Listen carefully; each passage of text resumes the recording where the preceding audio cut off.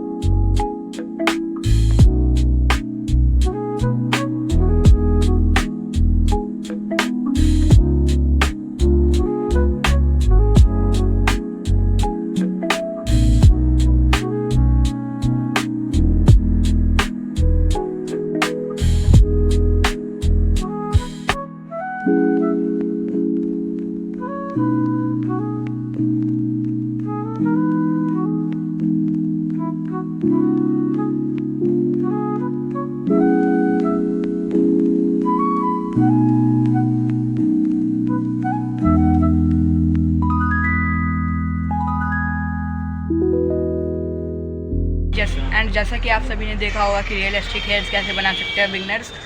सो अभी इस वीडियो को यहीं पर हम एंड करते हैं। एंड गाइस, क्या कर रहे हो आप सभी यार, सब्सक्राइब कर दो चैनल को, अपने भाई के चैनल को सब्सक्राइब कर दो, कमेंट करो, कुछ तो बोलो। कुछ भी नहीं बोल रहे, खामोश हो यार आप लोग। शेयर भी नहीं कर देना, लाइक कर दो। सो आपसे like, share, comment and subscribe ज़रूर। सो बाय।